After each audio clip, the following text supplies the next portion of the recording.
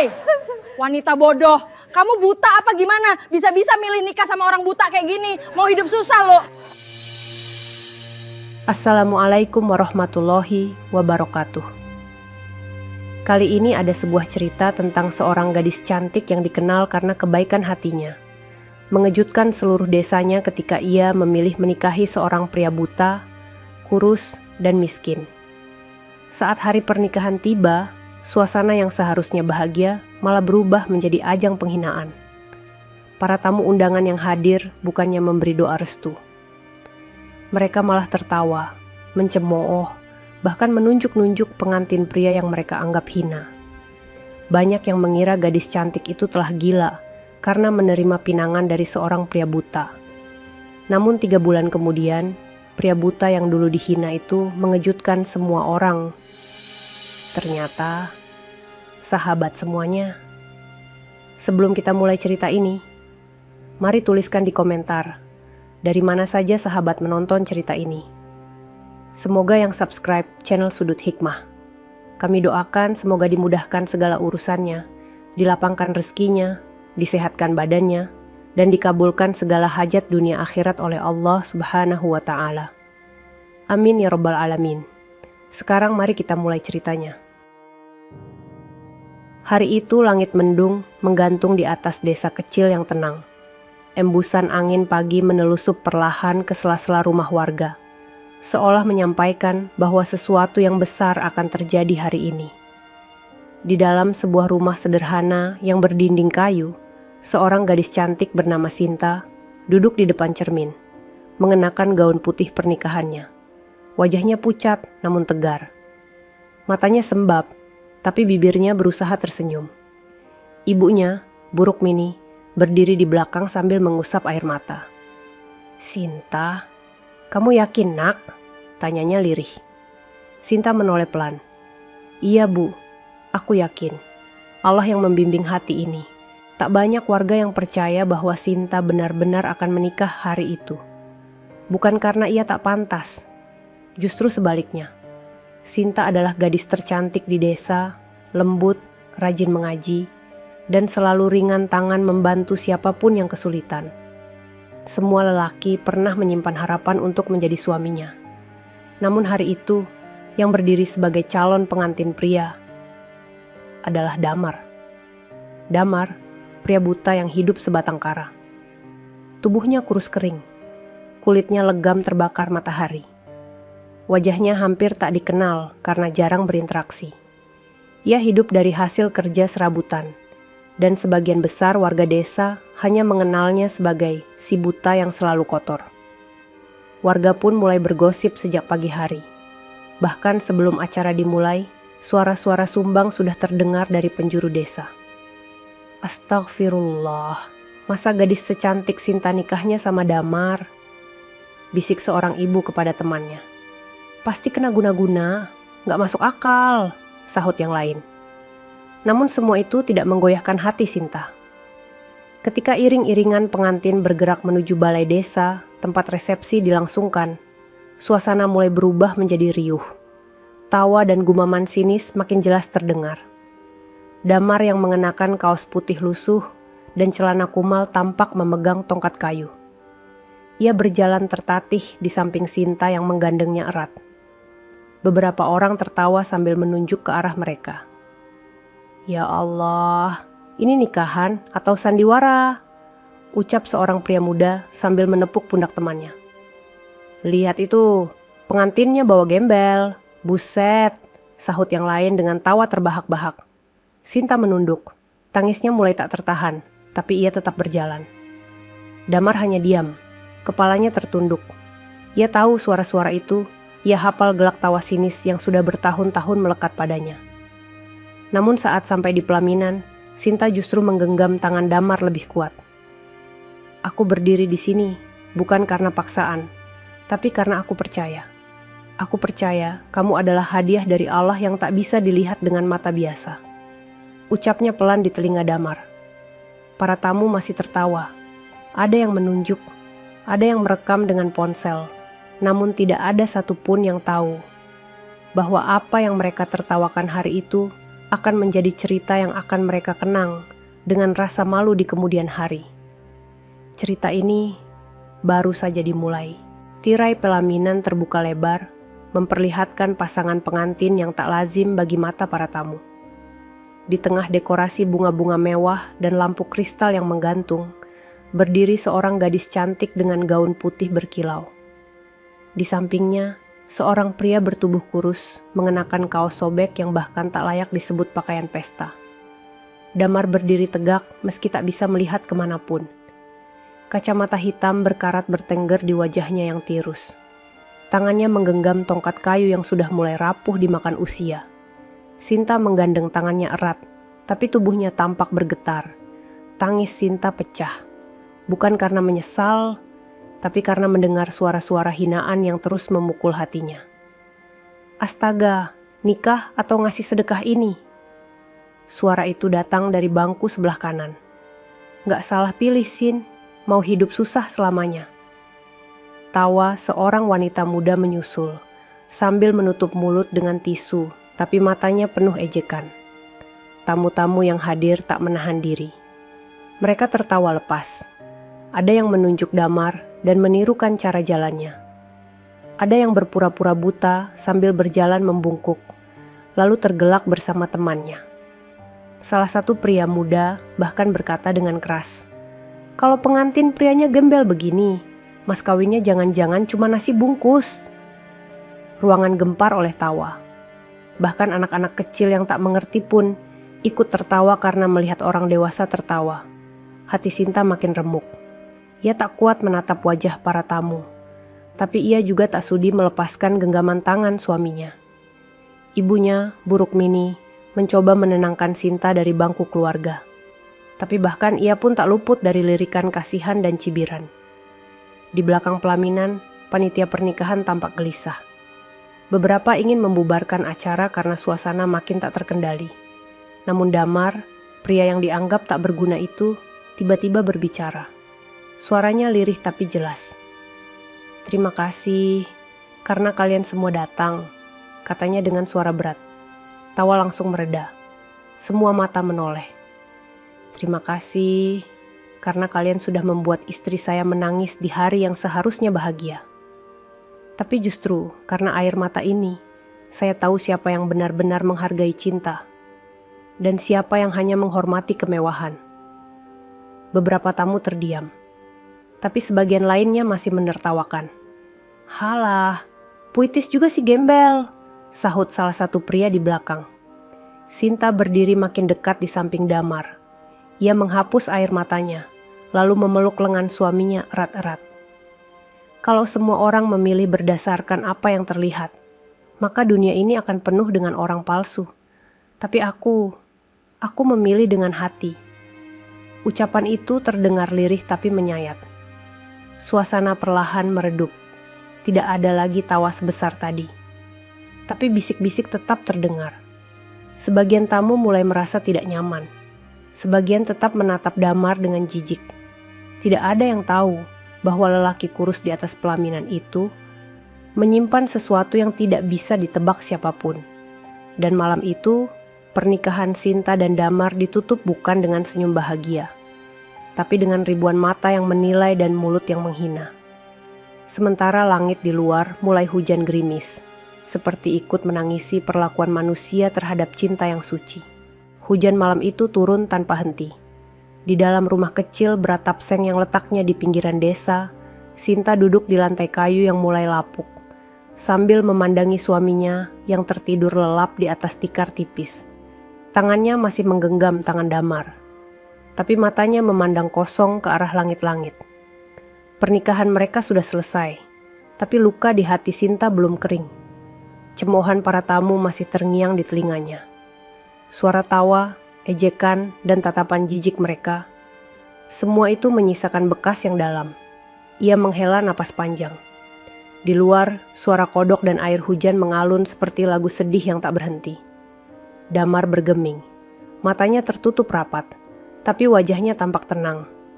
Sinta tahu, meski Damar tak bisa melihat, tapi ia pasti merasakan semuanya. Tekanan, hinaan, dan rasa malu. Tapi Damar tidak pernah mengeluh. Bahkan sejak malam pertama, Damar hanya berkata pelan, "Maafkan aku, Sin, karena kamu harus menanggung semua ini demi aku." Sinta menunduk. Air matanya kembali jatuh. Ia memegang tangan Damar lebih erat dan membalas, "Kita akan bangkit, Mas. Pelan-pelan. Aku percaya. Semua ini akan indah pada waktunya." Keesokan paginya, Sinta bangun lebih awal. Ia membersihkan rumah, memasak bubur sederhana, dan mencuci pakaian mereka yang hanya sepasang dua pasang. Lalu ia menyuapi Damar dengan sabar. Setiap suapan disertai senyum dan harapan. Hari-hari berlalu dalam kesederhanaan yang nyaris menyakitkan. Tak ada barang mewah, tak ada perabot bagus, tapi rumah kecil itu dipenuhi cinta. Sinta mulai menjahit pakaian untuk dijual ke tetangga. Sementara Damar, meski buta, perlahan diajari oleh Sinta untuk membuat kerajinan tangan dari bahan bekas. Mereka membuat tempat pensil dari bambu, rak kecil dari kardus, dan gantungan kunci dari kayu ringan.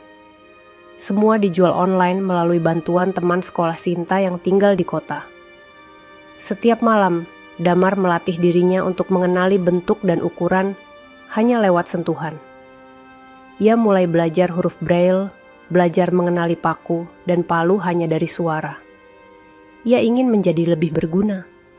Ia ingin berubah, walau perlahan. Tapi tetap saja, cibiran masih datang. Warga yang melihat Sinta membawa kerajinan buatan Damar ke pasar hanya bisa tersenyum sinis. Gadis secantik itu jadi tukang promosi suaminya yang buta, ucap seorang penjual sambil tertawa kecil. Lama-lama juga cerai, mana tahan hidup begitu, sahut pedagang lain. Namun Sinta tak peduli, ia berjalan terus sambil menunduk. Karena ia tahu, jalan panjang ini belum sampai setengahnya. Di sisi lain, tubuh Damar mulai menunjukkan perubahan. Meski masih kurus, tapi ia tidak lagi selemah dulu. Ia mulai bisa berdiri lebih tegak. Nafasnya lebih kuat, makan pun lebih lahap. Otot-otot tangannya mulai terbentuk dari aktivitas harian yang rutin. Namun yang tak diketahui siapapun adalah bahwa sebuah peristiwa masa lalu sedang bergerak perlahan menuju kehidupan mereka. Seseorang yang pernah ditolong Damar dalam kondisi paling menyedihkan sedang menelusuri jejaknya. Dan tak lama lagi, perubahan besar akan datang. Pagi itu, sinar matahari menyelinap masuk melalui celah-celah atap rumah Damar dan Sinta. Udara terasa lebih hangat dari biasanya. Di halaman kecil rumah mereka, Sinta tengah menjemur kerajinan tangan yang baru selesai dibuat. Sementara Damar duduk di kursi bambu tua, mengamati arah suara dengan penuh fokus. Tangannya yang dulu gemetar, kini mulai terampil. Ia sedang meraba potongan bambu, mengukurnya dengan ujung jari, lalu mengikatnya dengan tali rotan kecil. Meski buta, Damar kini bisa menyusun bentuk dengan rapi, karena latihan tiap malam yang tak pernah ia lewatkan. Sinta memperhatikan suaminya dari jauh, senyum tipis terukir di wajahnya. Ia ingat betul bagaimana dulu Damar bahkan kesulitan untuk membedakan sendok dan pisau. Tapi sekarang, dengan sentuhan tangannya, Damar bisa membuat sebuah miniatur sepeda dari kayu hanya dalam waktu 2 jam. Namun perubahan bukan hanya terjadi pada kemampuan tangan Damar, tapi juga pada tubuhnya. Berat badannya mulai naik. Pipi yang dulu cekung kini mulai terisi. Dada yang dulu seperti papan kini terlihat lebih kokoh. Otot-otot kecil mulai muncul di lengan dan bahunya. Suatu malam, saat mereka hendak tidur, Sinta menyentuh wajah Damar dan berkata pelan, "Mas, kamu makin ganteng." Damar tertawa kecil. "Mungkin karena kamu yang setiap hari mandiin aku. Tapi serius, Mas, kamu makin sehat. Aku senang." Damar hanya tersenyum. Tapi di dalam hatinya, rasa percaya diri yang dulu mati perlahan mulai tumbuh kembali. Namun perubahan bukan hanya terjadi di rumah kecil itu. Di sebuah kota yang berjarak puluhan kilometer dari desa mereka, seorang pria muda berdiri di depan layar komputer, membaca sebuah pesan yang baru saja masuk. Namanya Radit. Ia adalah anak dari pemilik perusahaan besar yang bergerak di bidang properti dan sosial. Di matanya tertera ekspresi serius. "Masih kamu cari orangnya?" tanya seorang staf di belakang. Radit mengangguk. "Iya, aku gak akan tenang sebelum ketemu dia. Orang itu nyelamatin hidup aku dulu, waktu kecelakaan di hutan 3 tahun lalu. Aku gak tahu namanya, cuma ingat dia buta dan kurus banget. Tapi cara dia nolongin aku waktu itu gak akan pernah aku lupa." Ia mengetik dengan cepat di layar, membuka berkas-berkas laporan dari jaringan relawan di desa-desa. Tak satu pun yang cocok. Sampai suatu malam, salah satu temannya mengirim video singkat dari media sosial. Sebuah konten sederhana menampilkan pasangan suami istri muda yang membuat kerajinan tangan untuk dijual online. Di video itu terlihat seorang pria kurus dengan kacamata hitam dan tongkat kayu sedang menghaluskan potongan bambu dengan telaten. Di sampingnya, seorang wanita berhijab tersenyum lembut. Radit memejamkan mata. "Itu dia," bisiknya. Jantungnya berdegup kencang. Dan sejak malam itu, Radit memutuskan ia akan pergi sendiri. Ia akan menemui pria yang menyelamatkan nyawanya. Dan jika benar itu orangnya, ia sudah menyiapkan hadiah yang tak ternilai harganya. Sementara di desa, Damar dan Sinta belum tahu bahwa kehidupan mereka akan berubah lebih cepat dari yang mereka kira. Hari itu langit berwarna cerah. Sinta sedang menyapu halaman depan rumahnya yang dipenuhi dedaunan kering. Di kejauhan, suara ayam berkokok bersahutan dengan angin sejuk yang bertiup lembut. Damar duduk di kursi bambu, menyelesaikan rak gantung dari rotan. Ia tak berbicara banyak pagi itu, hanya sesekali tersenyum saat mendengar suara istrinya yang bernyanyi kecil. Ketenangan rumah mereka seperti biasa. Sampai suara motor besar berhenti tepat di depan gerbang rumah. Sinta menghentikan sapunya. Damar langsung menoleh. "Mas, ada orang datang," bisik Sinta pelan. Tak lama kemudian, seorang pria muda dengan pakaian rapi turun dari motor. Ia membawa tas selempang dan senyum ramah di wajahnya. "Permisi, ini rumahnya Mas Damar?" tanyanya sopan. Sinta mengangguk, masih ragu. "Benar, ini rumah kami. Ada yang bisa kami bantu?" Pria itu melangkah mendekat, melepas helmnya, dan menatap Damar lama. Air mata tiba-tiba menggenang di matanya, tapi ia menahannya. "Saya Radit. Mungkin Mas Damar tidak ingat saya, tapi saya tidak akan pernah lupa sama Mas," katanya dengan suara bergetar. Damar menoleh pelan. "Radit?" "Iya, 3 tahun lalu di hutan dekat sungai. Saya kecelakaan motor trail dan hampir tidak selamat. Tapi Mas yang bantu saya. Mas bawa saya jalan kaki sampai pinggir jalan, walau waktu itu Mas sendiri tidak bisa melihat. Saya utang nyawa." Sinta terkejut. Matanya membelalak. Radit melanjutkan, "Saya sudah cari Mas bertahun-tahun. Hari ini saya datang bukan hanya untuk bilang terima kasih, tapi saya bawa sesuatu." Ia membuka tasnya dan mengeluarkan map berwarna coklat. "Mas Damar, saya punya informasi donor mata. Cocok. Sudah di-screening dan bisa segera operasi. Biayanya? Saya yang tanggung semua, sampai Mas bisa melihat lagi." Suasana mendadak hening. Sinta menutup mulutnya, menahan isak tangis. Damar hanya diam, tangannya gemetar. "Tapi, kenapa kamu mau lakukan ini?" tanya Damar dengan suara berat. Radit duduk di depan mereka, bersimpuh di tanah. "Karena dulu saya merasa hidup saya gak ada artinya. Tapi waktu Mas bilang, jangan menyerah meski gak bisa melihat dunia, kalimat itu nempel di kepala saya. Sejak itu hidup saya berubah. Dan saya gak akan tenang sebelum Mas bisa melihat dunia juga." Sinta menunduk. Air matanya mengalir deras. Ia tak bisa berkata apa-apa. Damar menghela napas panjang. Tangannya mencari tangan Sinta. Saat ditemukannya, ia menggenggam erat. Lama ia terdiam sebelum akhirnya menjawab, "Kalau ini kehendak Allah, aku siap." Dan hari itu, menjadi titik awal dari perubahan besar dalam hidup mereka. 2 minggu setelah pertemuan itu, Damar dan Sinta sudah berada di kota besar untuk menjalani serangkaian pemeriksaan medis. Radit mengurus segalanya, mulai dari administrasi rumah sakit, penginapan, hingga akomodasi harian mereka. Ia bahkan menyewa seorang perawat pendamping khusus untuk membantu Sinta merawat Damar selama proses pemulihan nanti. Damar masih belum percaya. Setiap langkah di rumah sakit terasa seperti mimpi. "Aku belum pernah masuk bangunan sebesar ini, Sin," gumamnya saat berjalan melewati lorong putih berkilau dengan suara langkah kaki yang bergema. Sinta menggenggam tangannya. "Insya Allah, semua ini akan jadi jalan terang buat kita, Mas." Sore itu, mereka duduk di ruang tunggu klinik mata. Damar mengenakan pakaian pasien berwarna biru muda, sementara Sinta duduk di sebelahnya sambil membaca doa dalam hati. Radit berdiri tak jauh dari mereka, berbicara dengan dokter. Tak lama, dokter itu menghampiri mereka. Usianya sekitar 50 tahun, berkacamata, dan wajahnya teduh.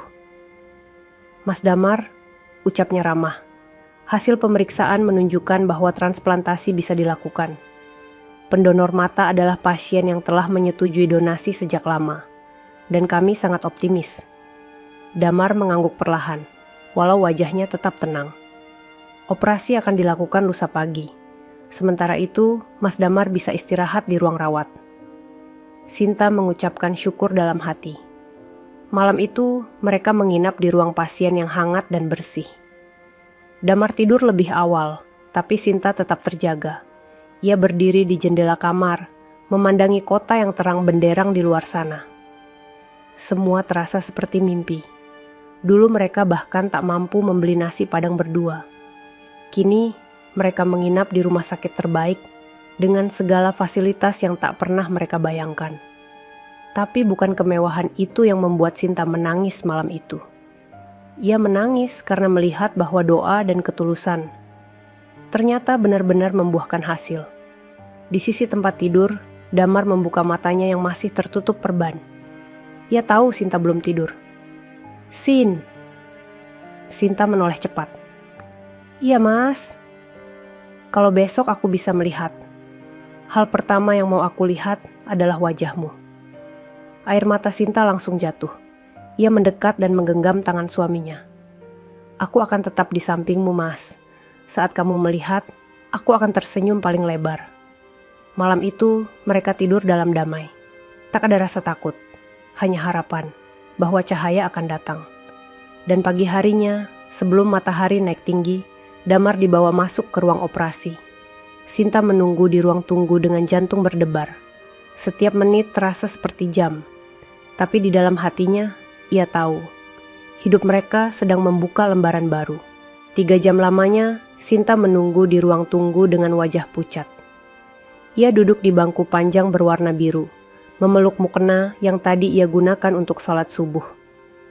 Di dalam hatinya, tak henti-hentinya ia berdoa agar operasi berjalan lancar. Ruang di sekitarnya penuh dengan suara-suara alat medis, percakapan pelan, dan langkah kaki dokter.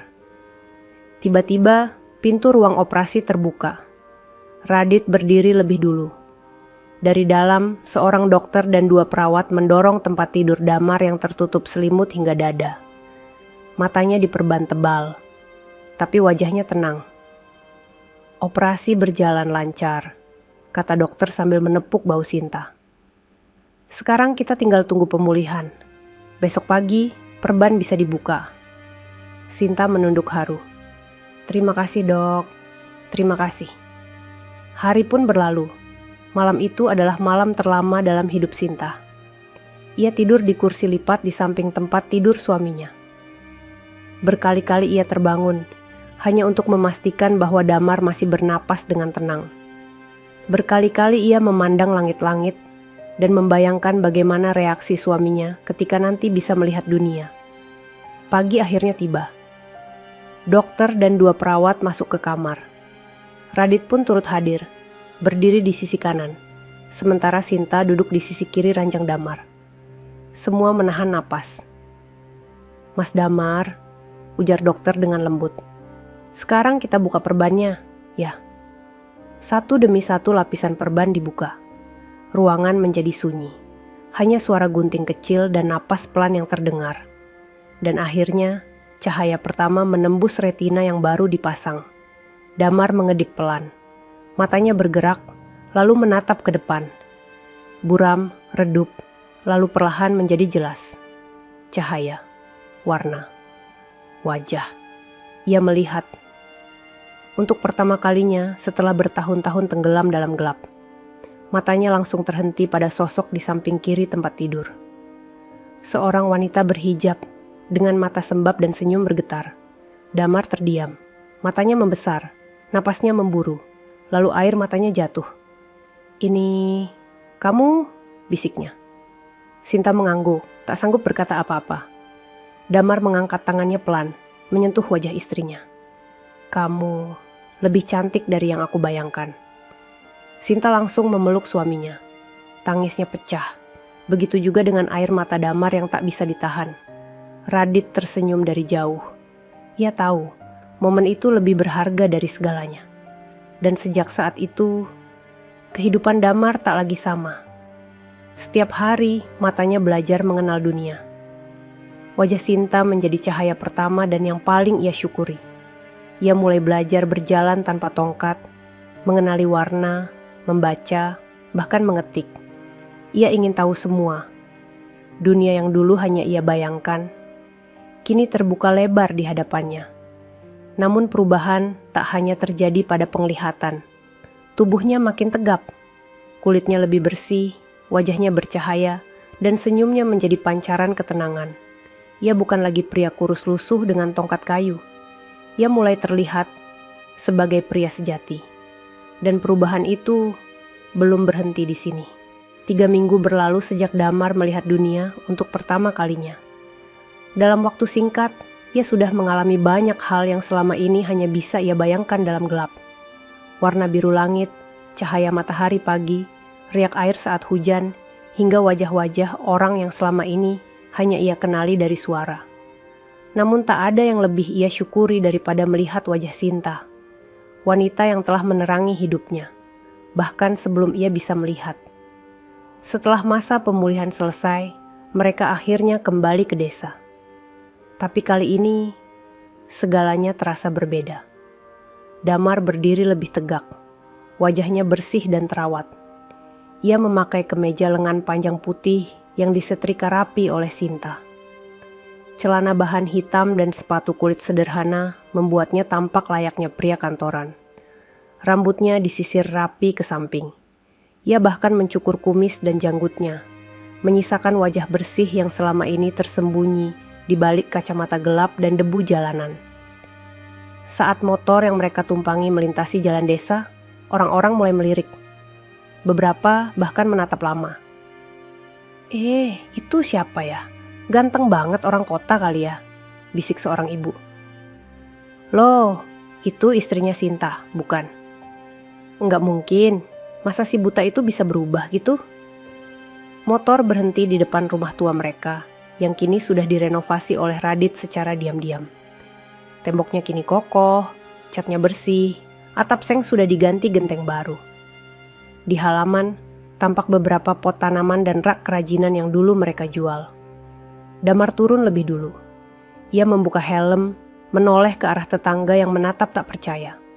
Sinta turun menyusul, memegang tangan suaminya. Dan pada detik itu, keheningan menyelimuti jalanan desa. Wajah-wajah yang dulu menertawakan mereka kini memucat, menahan napas. Tak ada yang percaya bahwa lelaki tampan yang berdiri di samping Sinta adalah Damar yang dulu mereka ejek saat berdiri di pelaminan dengan baju compang-camping. Damar menatap mereka semua. Tatapannya bukan sombong, tapi tenang. Sangat tenang. "Assalamualaikum," ucapnya pelan, tapi cukup untuk membuat semua tertegun. Ibu-ibu mulai berbisik. Anak-anak bersembunyi di balik pintu. Dan beberapa lelaki yang dulu paling keras tertawa di hari pernikahan mereka kini berdiri kaku, tak mampu berkata apa-apa. Damar tersenyum. Ia memeluk pundak Sinta dengan lembut, lalu masuk ke rumahnya. Dan saat pintu ditutup, desas-desus pun meledak.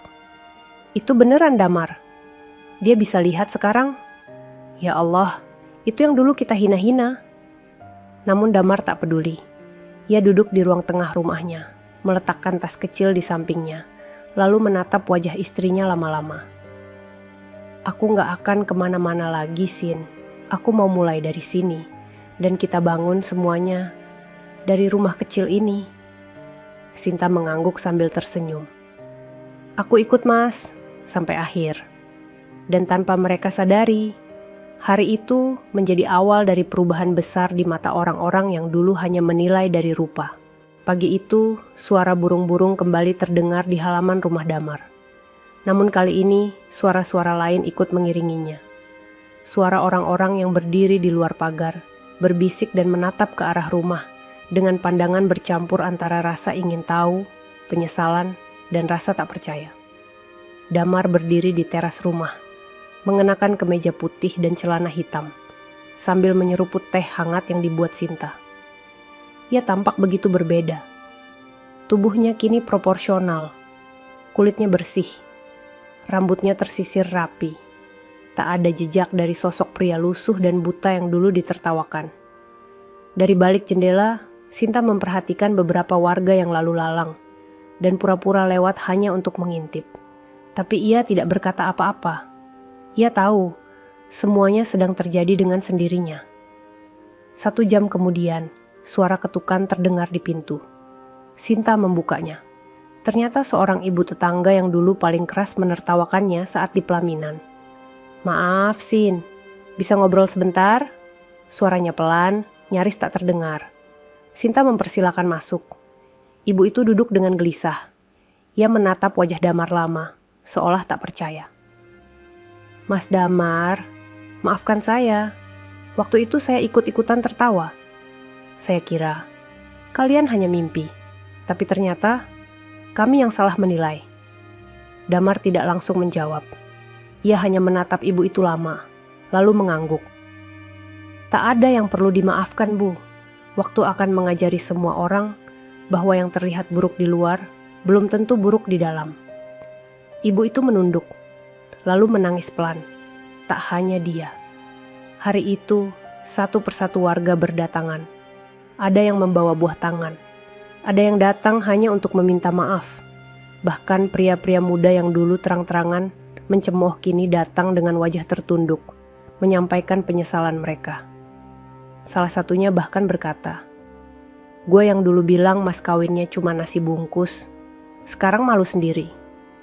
Tapi Damar tidak mengungkit semua itu. Kalau kalian datang untuk silaturahmi, pintu rumah ini terbuka. Tapi kalau hanya ingin tahu perubahan fisik, percuma. Karena yang paling berubah bukan mata saya, tapi hati saya. Kata-kata itu membuat semua terdiam.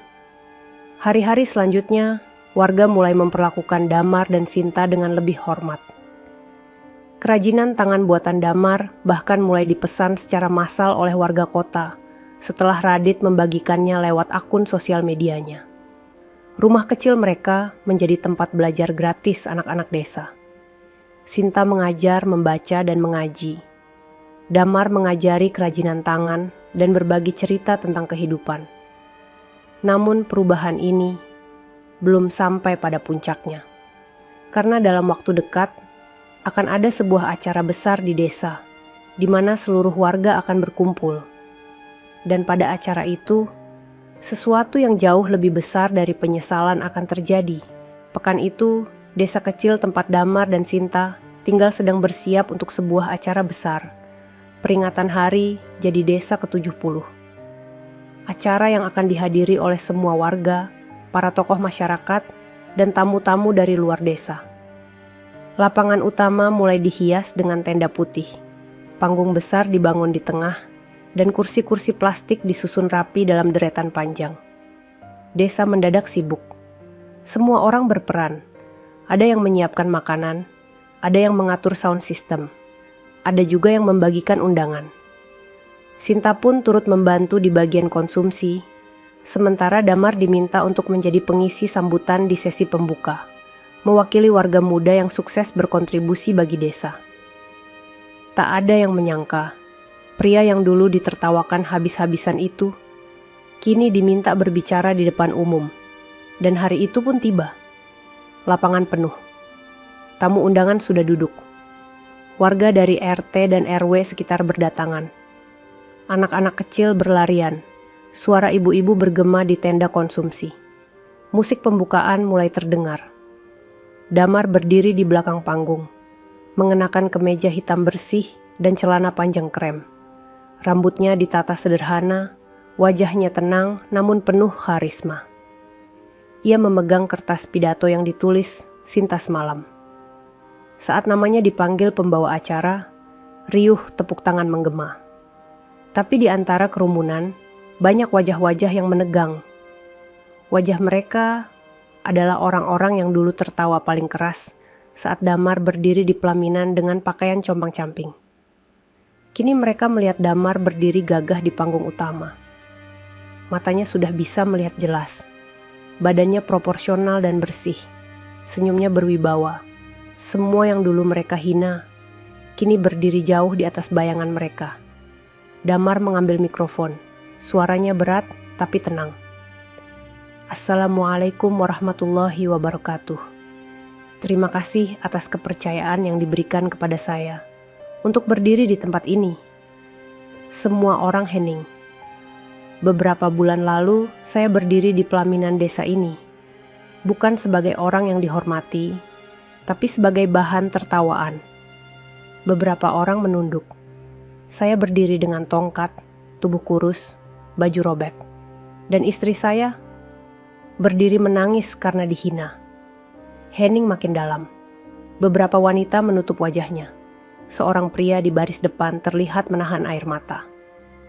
Tapi hari ini, saya berdiri di panggung yang sama, dengan mata yang bisa melihat, dengan tubuh yang sehat, dengan keyakinan bahwa siapapun yang memilih mencintai dengan tulus akan Allah jaga sampai akhir. Tepuk tangan bergemuruh, namun tak ada senyum. Yang ada hanya rasa malu dan takjub. Saya bukan orang hebat, saya hanya orang biasa, yang dirawat dengan cinta luar biasa oleh istri saya. Dialah yang mengangkat saya dari gelap menuju terang. Mata Sinta basah. Ia berdiri di samping tenda konsumsi. Tangannya menutupi mulut, bahunya berguncang. Saya tidak meminta penghormatan. Tapi saya ingin meninggalkan satu pesan. Jangan pernah menilai seseorang dari apa yang tampak. Karena terkadang, yang tertutup itu jauh lebih berharga dari yang dipamerkan. Damar menunduk hormat. Lalu ia turun dari panggung. Dan untuk pertama kalinya, seluruh warga desa berdiri. Mereka tak menepuk tangan. Mereka hanya terdiam, terpaku, tertunduk malu. Karena yang pernah mereka hina, kini berdiri sebagai cermin bagi kesombongan mereka sendiri. Dan sejak hari itu, cerita tentang Damar menjadi cerita yang tak pernah dilupakan siapapun di desa. Sejak hari peringatan desa itu, Damar menjadi bahan perbincangan. Bukan hanya di dalam kampung, tapi juga desa-desa tetangga. Banyak yang tak percaya bahwa pria yang dulu jalan dengan tongkat kayu dan tubuh kurus kering itu, kini menjadi sosok yang gagah, tampan, dan bersinar. Wajahnya pernah mereka kenali sebagai bahan tertawaan. Kini, mereka tak mengenalinya lagi. Suatu sore, Damar dan Sinta berjalan menyusuri pasar desa. Mereka hanya ingin membeli sayur dan minyak goreng. Tapi langkah mereka terhenti ketika beberapa pedagang yang dulu mencemooh langsung berdiri dan menyapa dengan senyum dipaksakan. Mas Damar ya?" tanya salah satu pedagang sambil tergagap. Tangannya yang dulu menunjuk-nunjuk kini gemetar di balik panci. "Iya Bu, masih ingat saya." Pedagang itu tertawa kecil, gugup. "Hehehe, dulu saya suka bercanda Mas. Maaf ya kalau pernah keterlaluan." Damar hanya mengangguk. Senyumnya tenang, tak ada nada dendam. Di sudut lain, beberapa anak muda yang dulu meniru-niru gaya jalannya kini bersembunyi di balik tiang. Mereka hanya mengintip, tak berani menyapa. Salah satu dari mereka berkata lirih, "Gue malu banget bro. Lihat dia sekarang, kayak orang kota. Ganteng, pinter. nggak nyangka. Namun bukan hanya wajah dan penampilan Damar yang berubah. Kehidupannya pun pelan-pelan membaik. Radit, yang kini menjadi sahabat dekatnya, mengajaknya bergabung dalam proyek sosial pengembangan UMKM di pedesaan. Damar mulai memberikan pelatihan tentang kerajinan tangan dan manajemen usaha kecil di berbagai lokasi. Dalam 1 bulan saja, Damar sudah diundang ke 5 desa sebagai pembicara. Namanya mulai dikenal. Banyak yang mengira ia lulusan perguruan tinggi. Padahal, Damar hanya belajar dari sentuhan dan suara. Dari gelap menuju terang. Sinta tetap berada di sampingnya. Ia tak pernah berubah. Ia masih menjahit setiap pagi, masih memasak dengan sepenuh hati, dan masih menyuapi Damar saat ia kelelahan. Malam itu, saat mereka duduk berdua di teras rumah, Sinta bersandar di bahu suaminya. "Mas," ucapnya lembut. "Iya, sayang. Kalau semua ini mimpi, aku gak mau bangun." Damar mencium kening istrinya. "Ini bukan mimpi, Sin. Ini balasan dari Allah untuk semua air matamu." Di kejauhan, suara azan berkumandang. Langit malam terasa lebih damai dari biasanya. Angin berembus lembut, seolah membawa pesan bahwa kesabaran dan ketulusan tak akan pernah dibiarkan sia-sia. Tapi mereka belum tahu. Seseorang yang dulu menyebarkan hinaan terburuk di hari pernikahan mereka, kini sedang mencari jalan untuk mendekati mereka kembali. Dengan wajah menyesal dan hati yang tak lagi setinggi dulu. Hari itu, matahari belum tinggi saat seseorang berdiri di depan rumah Damar dan Sinta. Tubuhnya tegap, mengenakan jaket kulit dan celana jeans mahal. Tapi wajahnya tampak gugup, menunduk dalam-dalam sambil menekan tombol pagar besi yang baru dipasang seminggu lalu. Dari balik jendela, Sinta yang sedang melipat baju melihat sosok itu. Seketika tubuhnya kaku. Ia mengenali pria itu. Wajah yang tak akan ia lupakan. Karena di hari pernikahannya, dialah yang berdiri di barisan depan. Tertawa paling keras. Menunjuk-nunjuk sambil menyebut Damar sebagai gembel buta. Namanya Reno. Pria yang dulu pernah menyatakan cinta pada Sinta, tapi ditolak baik-baik karena Sinta sudah memilih jalan hidup yang lain. Sejak itu, Reno berubah jadi sosok yang penuh kebencian. Dan di hari pernikahan Sinta, ia melampiaskan semuanya lewat hinaan dan tawa keji. Kini, Reno berdiri di depan pagar rumah mereka dengan kepala tertunduk. Sinta membuka pintu perlahan. Damar pun keluar menyusul, berdiri di samping istrinya. Reno mengangkat wajahnya. Tatapan matanya basah. Tidak ada lagi sikap sombong. Tidak ada lagi nada angkuh. Ia bahkan menggenggam kedua tangannya dengan canggung. "Assalamualaikum. Mas Damar, Sinta, boleh saya bicara sebentar?" Ucapnya pelan. Damar hanya diam. Ia memandangi wajah Reno lama, sebelum akhirnya membuka pagar dan mempersilakan masuk. Di ruang tamu, Reno duduk dengan gelisah. Keringat di dahinya bercucuran, meski kipas angin menyala di atasnya. Saya datang bukan untuk minta maaf saja," katanya. Sinta menatap Reno dalam diam. Damar masih tenang, namun aura wibawa yang terpancar dari sosoknya kini membuat Reno tak bisa menatap mata mereka terlalu lama. "Saya malu. Jujur, dulu saya sombong. Saya pikir kamu gak akan bisa ngasih hidup yang layak buat Sinta. Tapi ternyata saya salah. Mas, kamu lebih dari layak. Kamu suami yang luar biasa." Reno menunduk makin dalam. Tangannya gemetar. "Saya cuma minta satu hal. Biarkan saya bantu usaha pelatihan Mas Damar. Saya ingin jadi bagian dari kebaikan ini. Anggap ini sebagai penebusan kesalahan. Henning." Damar menatap Sinta, lalu menoleh ke Reno. "Reno," ucap Damar pelan, "dulu kamu hina aku. Tapi yang paling menyakitkan, kamu melukai hati istriku di hari paling bahagia kami. Itu bukan sekadar hinaan. Itu luka." Reno mengangguk, air matanya jatuh. "Tapi," lanjut Damar, "jika kamu benar-benar ingin berubah, bukan ke rumah ini tempatnya kamu minta maaf. Tapi ke hati kamu sendiri. Kalau hati kamu ikhlas, bantu siapa saja, bukan cuma aku. Karena memulai kebaikan tak perlu izin dari siapapun. Reno menutup wajahnya. Ia menangis pelan. Hari itu, pintu rumah Damar bukan hanya terbuka untuk seorang tamu, tapi juga untuk perubahan yang dulu tak pernah diduga akan datang dari seorang musuh. Dan sore harinya, Reno membantu Damar mengajar anak-anak kerajinan tangan. Ia duduk bersila di lantai, membimbing anak-anak sambil sesekali tertawa kecil. Tak ada yang menyangka, lelaki yang dulu berdiri di barisan penghinaan, kini duduk di barisan pengabdian. Namun satu hal masih tertahan. Damar belum pernah berdiri lagi di pelaminan tempat ia dulu dihina habis-habisan. Dan sebentar lagi, panggung itu akan kembali terbuka. Pagi itu, sebuah undangan resmi datang dari balai desa. Surat bersampul emas diantar langsung oleh kepala dusun. Di dalamnya tertulis, kepada Bapak Damar dan Ibu Sinta, dimohon kesediaannya untuk menghadiri dan menjadi tamu kehormatan dalam acara Festival Cinta Sejati yang akan dilangsungkan di pelaminan utama balai desa sebagai simbol kisah yang menginspirasi masyarakat. Sinta membacanya pelan. Tangannya bergetar. Damar berdiri di sampingnya, diam. Matanya menatap jauh ke halaman, ke arah jalan setapak yang dulu mereka lewati bersama, dalam hujan menuju pelaminan, saat semua orang tertawa dan menunjuk mereka seperti badut sirkus. Kini mereka diminta untuk kembali. Sinta menoleh pelan. Mas, kamu siap?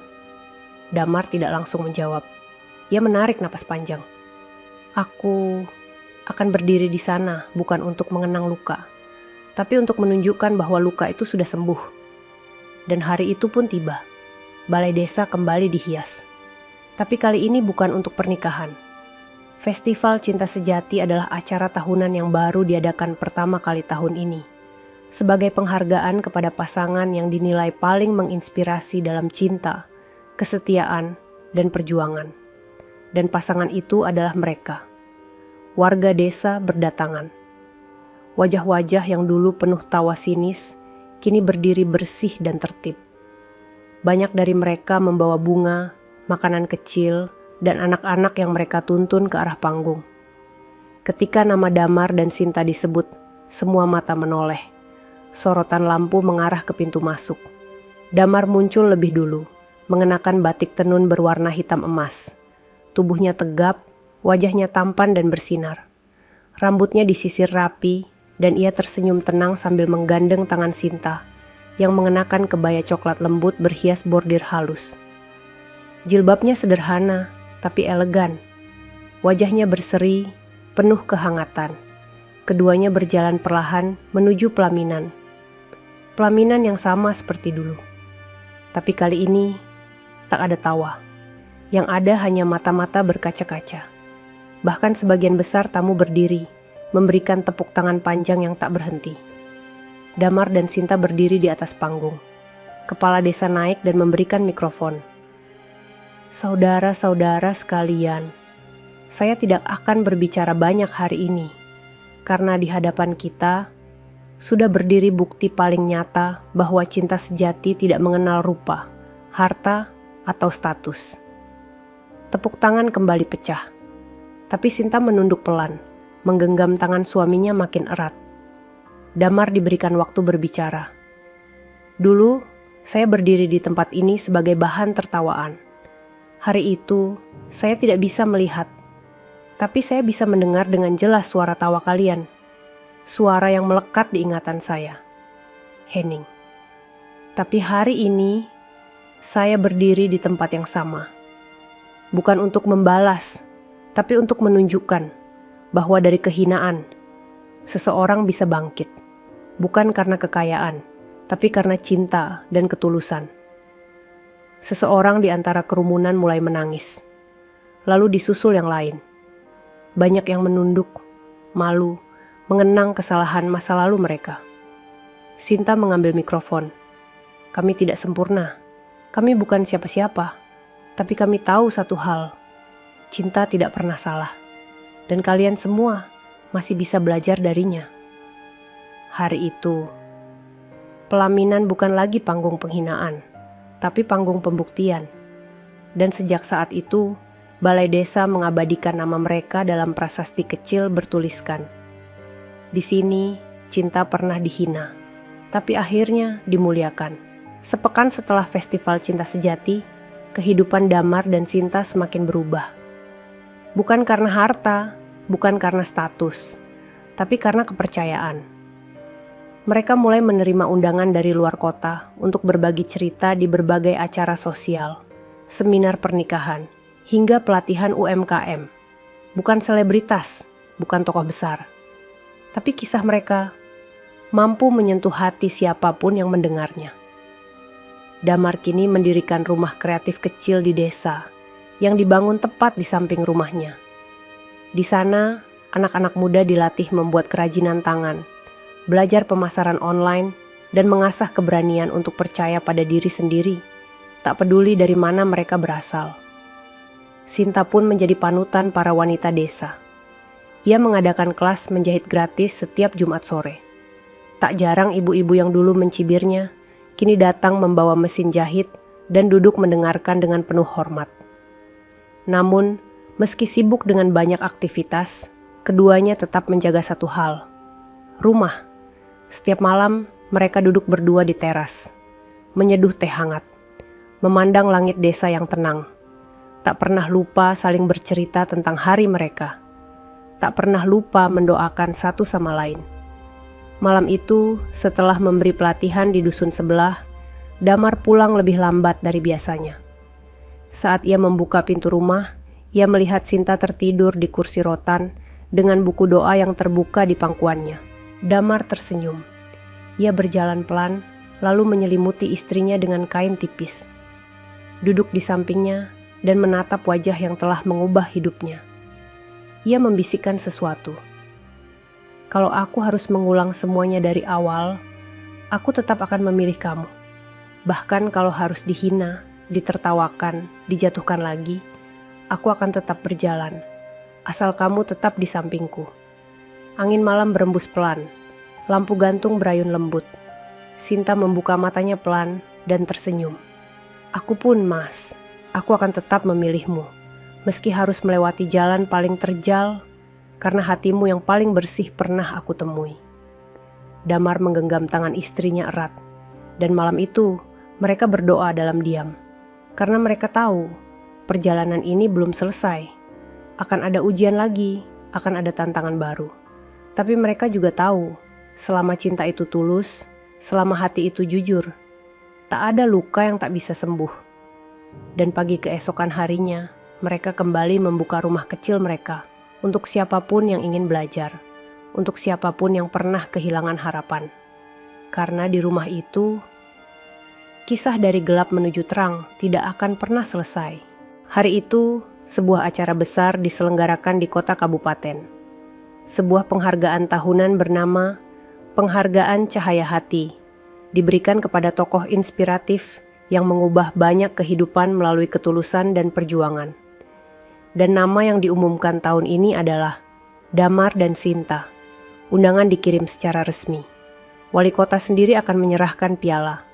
Media daerah dan nasional hadir meliput. Aula besar tempat acara berlangsung dihias megah, penuh bunga dan cahaya panggung. Nama mereka terpampang jelas di layar LED raksasa di belakang podium utama. Radit mengantar mereka dengan mobil pribadinya. Di dalam mobil, Sinta tampak gugup. Ia memandangi wajah Damar yang kini duduk tenang di sampingnya. Tampan, wibawa, dan mengenakan jas hitam dengan dasi emas sederhana. Damar menoleh. "Deg-degan, sayang?" Sinta mengangguk.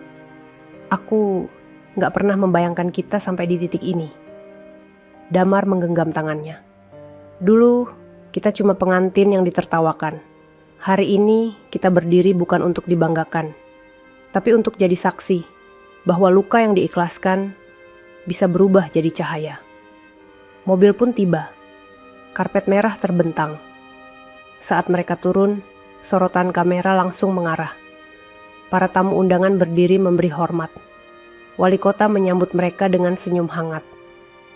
"Mas Damar, Bu Sinta, Kehadiran kalian adalah kehormatan bagi kami semua. Damar dan Sinta naik ke atas panggung. Wajah-wajah yang dulu hanya mengenal nama mereka dari cerita kini menyaksikan sendiri. Pasangan yang pernah dihina kini menjadi simbol kekuatan cinta. Wali kota mengambil mikrofon. Di dunia yang serba cepat, kisah Damar dan Sinta adalah napas pelan yang menyentuh.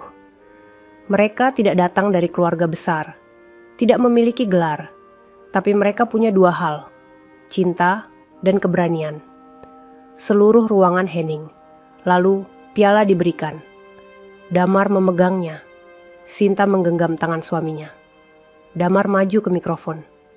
Saya berdiri di sini bukan sebagai pemenang, tapi sebagai saksi bahwa buta bukan berarti gelap, miskin bukan berarti tak pantas, kurus dan lelah bukan berarti tak layak dicinta. Air mata mulai jatuh di beberapa kursi tamu.